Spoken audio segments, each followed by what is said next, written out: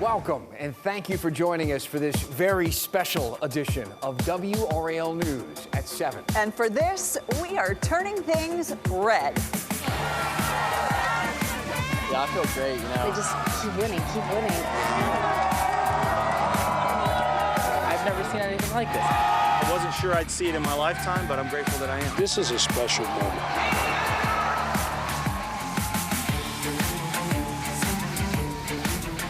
Oh, I hope it's not just me. I've got chills. Here we go. This is so much fun. Thanks for joining us tonight. I'm Ashley Rowe. And I'm Dan Haggerty. Boy, it has been a long road, hasn't it? A hard fight for both the NC State men and women's basketball teams. So here we are celebrating it, red set and all.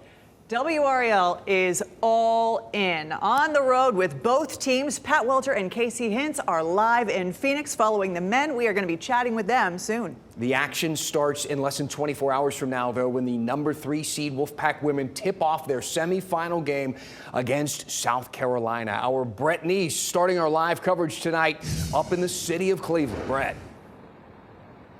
Hey, Dan, yeah, they are ready for that undefeated South Carolina team.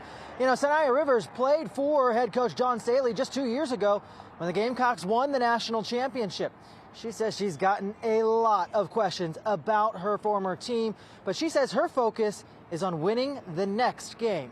At the Wolfpack's Thursday practice, it may appear business as usual, but this is the Final Four, and the moment is starting to set in. If it hasn't, it will tomorrow. So, but we're just so excited to be here. Obviously, I've been here before. The Wolfpack women will lean on Sanaya Rivers' experience in the Final Four. She's back for the second time after winning it all with South Carolina. She goes up against her former team and coach, and she wouldn't have it any other way. Somebody asked me, do I wish it was anybody other than South Carolina? No, you know, we embrace the tough game, and it's going to be a tough game, but it's going to be a friendly one at that. That's a great team, and we're a great team too. We're both here for a reason, and it's just a matter of who wants it more. The Wolfpack believe they do want it more. They've played with an edge all year long, coming into the season unranked. Rivers says that has helped the team to create a special bond. They're not just my teammates, you know, those are my friends, those are my dogs, those are my sisters, and I love them so much, and I love what we're doing right now. We're just different. We're a different type of team, and every team can't call each other sisters, so I'm just glad that I'm able to do that. What a special week so far for these women. They are focused on this game. They've been having a lot of fun in the meantime, but they are ready for tomorrow. They know they got to score a lot of points. But they say that they are going to try to do that by feeding Isaiah James. She's that red-hot scorer that dropped 29 on Stanford in the Elite Eight. And aside from that, though, they know that they have to rebound and play a lot of good defense. You know what they say, Dan? Defense wins championships. Hey, they sound focused. They sound ready, handling media day pretty well. Brett Neese, live for us in Cleveland. Brett, thank you. And you know, the NC State women are swagged out in their Final Four gear. This is actually, these are pictures from the Pack women's basketball Instagram showing their big Pack pride, sporting their hard-earned swag from behind the scenes in the locker room. And how about this? It's a Mario party in the men's locker room. NC State forward big man DJ Burns gave fans a behind-the-scenes look at the Wolfpack den, if you will. You can see, you know, they look pretty cozy in here. They've got photos of the team on the wall. And then look at this, some Nintendo video game action. They're styling. Why not us? That's been kind of the phrase, right? That's the question from Wolfpack fans since NC State stomped all over the competition, claimed that ACC tournament title. They're doing it again now in the NCAA tournament. Look at some of the teams that they have had to take down. Big name teams with a lot of pedigree. They number 6 seed Texas Tech beat them. 2nd seed Marquette, they did it again, and of course the win over Duke as well. WRAL's Casey Hintz live for us out in Phoenix with a red-hot Wolfpack getting ready for its big night this weekend. Yeah, Dan, everyone falling in love with those red-hot Wolfpack, and leading the way when it comes to all that attention is the guy you were just talking about, State's big man, DJ Burns. Of course, his dynamic play on the court is what's dazzling, and that's catching everybody's attention. But it's also his big personality that's stealing the hearts of all of those watching on. DJ Burns was an instant favorite when he arrived in Raleigh. I don't think I've ever coached a guy like that in my life. Lefty, superior footwork, elite soft touch around the basket. DJ Burns with the move on the inside around the defender. Crafty. As big as his game is, his personality even bigger. Everybody love him, so I just feel like that he just be himself every day. Through this run, it didn't take long for social media to take notice. He's about as unique as you're ever going to get, and I'm glad that everybody on the national stage is getting the opportunity to meet DJ Burns. So how's he handling the national spotlight? It's pretty cool, but I mean, I understand that that's the one now while we're here, you know. That's kind of for all the people watching. Burns is staying locked in, but can't help to relish the moment, gaining the attention of even the NBA's biggest stars. He's so skilled, especially lefty. I love to be lefty. He's one of the most dominant big men to play basketball, so, you know, it's pretty cool to be recognized by him. With his towering stature, even the NFL has taken notice. I call Willie Anderson. He could work with you. You could be a tackle. What are the chances of that actually happening? Zero, yeah. I mean, yeah, zero. His head coach, Kevin Keatts, also thinks it would be a zero chance. He said, I think he's going to play basketball. Who doesn't want a guy who is a great passer, can score the ball, and, oh, yeah, has a great personality? He sure does. He has a great touch, too, for a big man, doesn't he? He has an amazing personality. He's got that star power on the court and off the court. Casey Hintz live for us in Phoenix. Casey, thank you so much. So Casey's got a great spot to watch the Final Four here. If you wanted to go, tickets are expensive, big-time money, both the men's and women's tournament, drawing fans from all over the country, and that sends those prices right through the roof. Right now, men's tickets on StubHub going for $440. And again, that's on the cheaper side. Some of the resale prices are about $7,000 for a seat to see the game. The women's side, are you ready for this? The cheapest ticket that we could find was $680. The most expensive ticket for Friday night's game sits at more than $11,000. Oh, big money. From why not us to why not both? WRAL's Aaron Thomas stopped by campus this afternoon to pick up a very special edition of NC State's student paper, and he wasn't the only one. Who says people don't read the newspaper? NC State students and alumni are flocking to campus to get their hands on a special edition of The Technician. This is the campus's student newspaper. You can see it features both the men and women's basketball teams and their historic run to the Final Four. You want to see how much of a big deal this is? Check this out. You can see the long line of people waiting to get their hands on this piece of history. Some even telling me they skipped class to get their hands on this iconic piece of newspaper. I'm told by Technician staff that they printed 12,000 copies. That's a quadruple amount from their usual 3,000 copies that they print each day. So when it comes to the big game, you have several groups on campus that are going to be hosting watch parties here outside of the Tally Student Union on both Friday and Saturday. Who knows, for the Wolfpack faithful, might not hurt to bring this copy as a good luck charm. Aaron Thomas, WRAL News, Raleigh. Now, look, when it comes to WRAL, the folks around here, no secret, we have some very proud Wolfpack alum working in these walls here. Meteorologist Kat Campbell is one of them. She's cheering loud and proud for a Wolfpack victory. Wolfpack fans and NC State cheerleaders are ready to cheer the Wolfpack all the way to the top.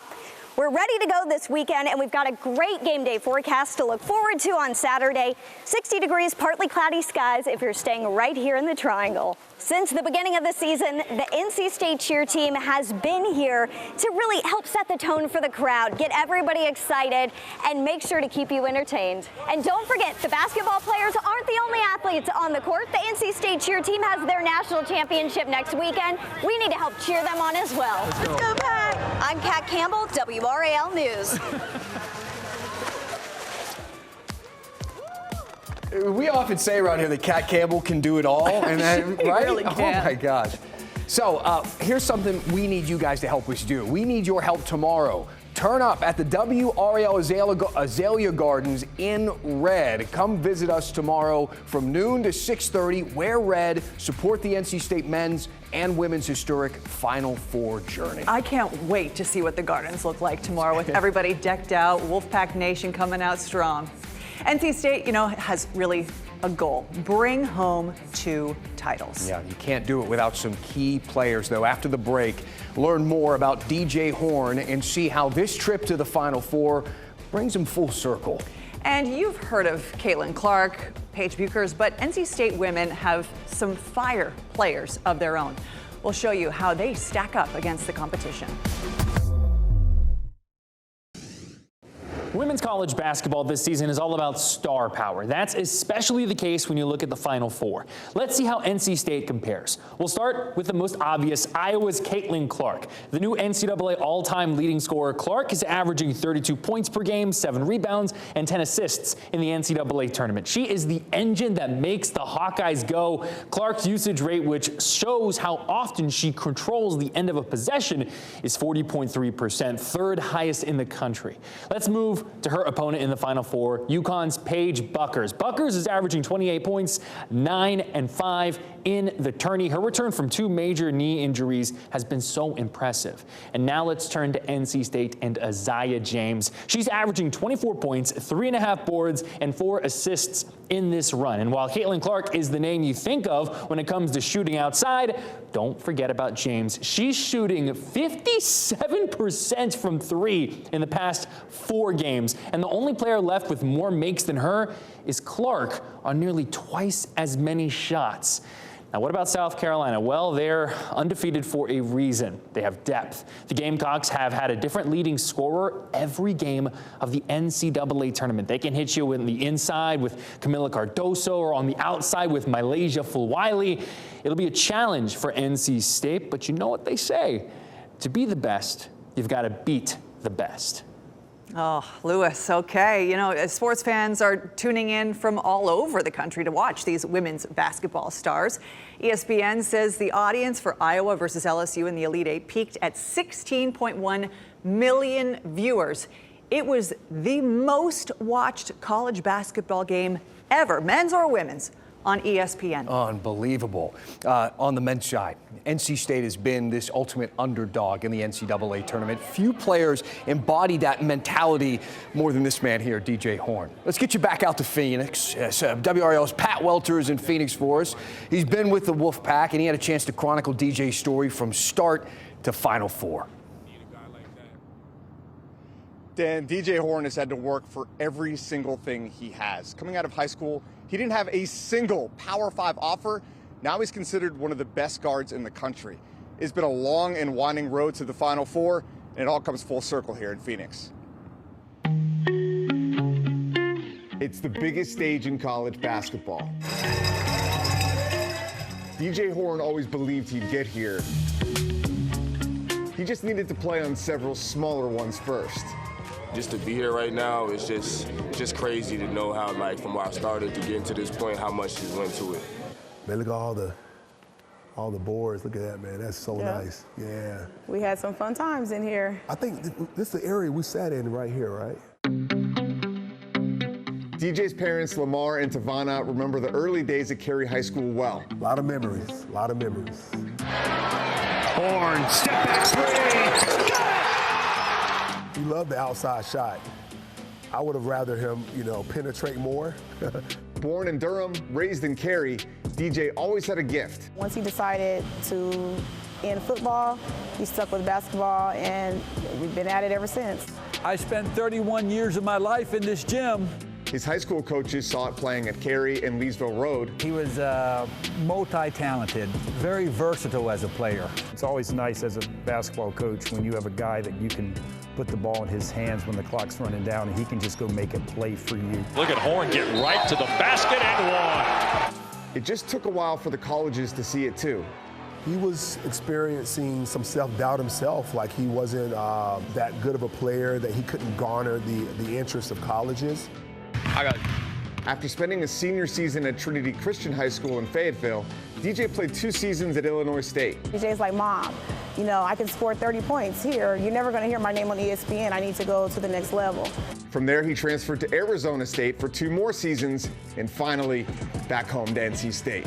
That's the main reason why I came home with that mission to come back and make a statement and put my name in history, and I feel like that's what I did.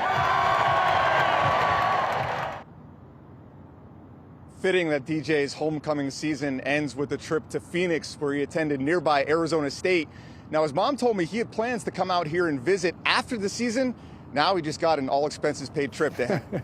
I'm sure he hopes the next time he takes a trip back here to home, he's doing it as a champion. Pat Welter live for us in Phoenix. Pat, thank you. You can't talk about the present without visiting the past.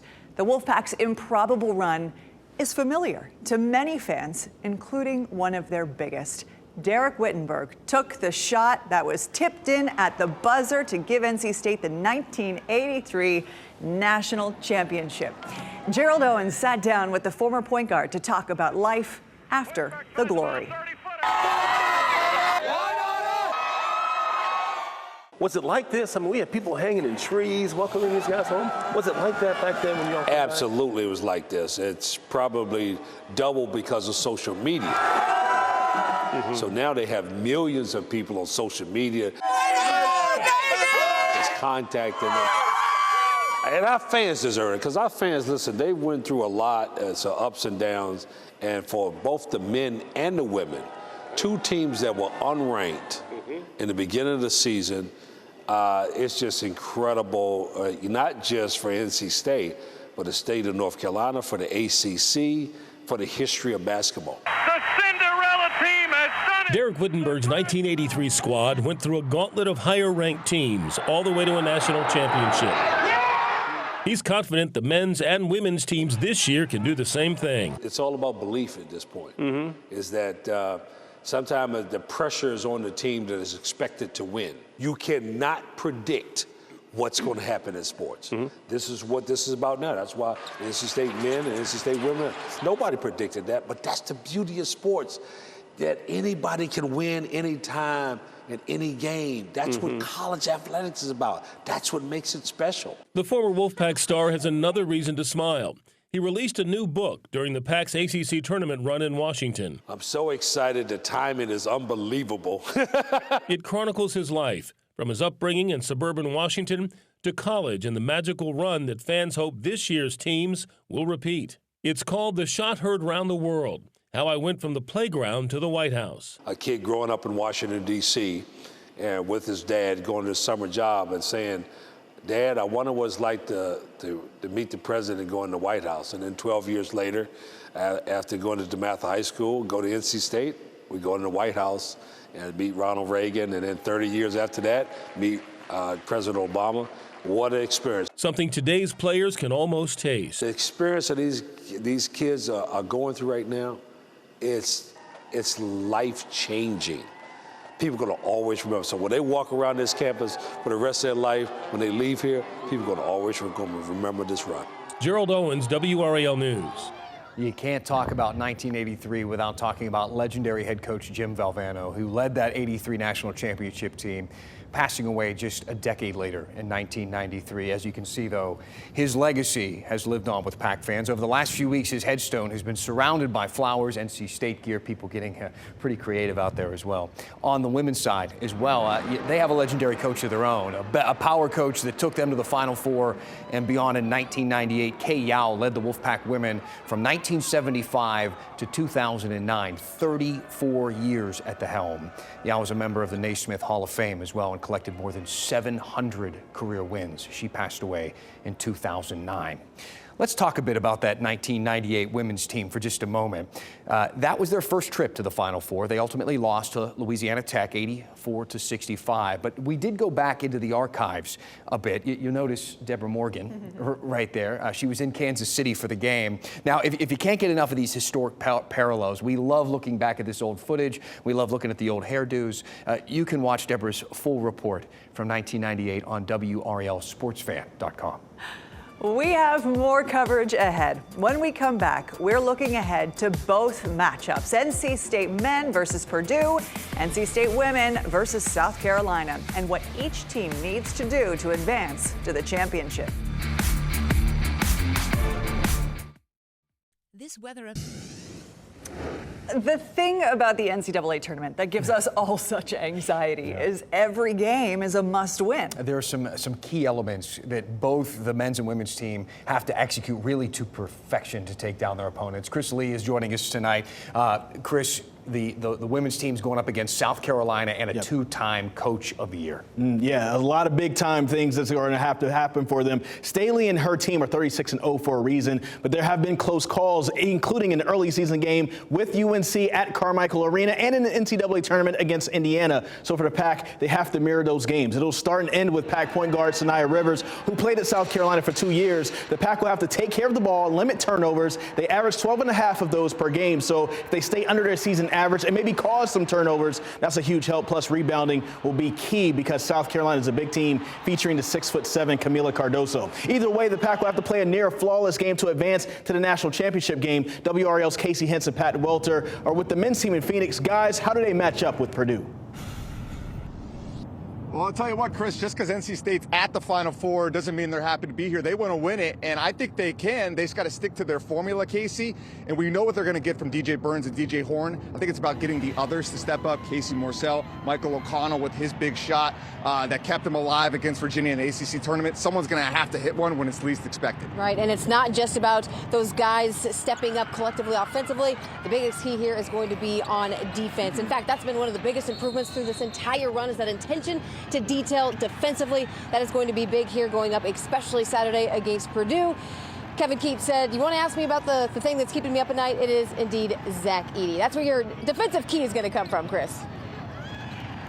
Absolutely. So maybe they can do a good job against Zach Edey, use DJ Burns to get him in foul trouble a little bit, maybe neutralize the big man, get him on the bench, and then score as many points as you can while he's sitting down. It really is amazing. I know. I have to tell you a story. So I was at the Red and White shop the other day and in line for about an hour, and I was overhearing a number of people saying to their little kids, no matter what happens, win or lose this weekend, we are going to pull you out of school if we have to. We are going to cheer on these teams. It's really special. Absolutely love it. Great for this area. Yeah. Thank you so much for joining us for this special edition of WRL News at 7 o'clock. Our next newscast is at 10 on Fox 50 and 11 on WRL. Have a great night. Go Pack.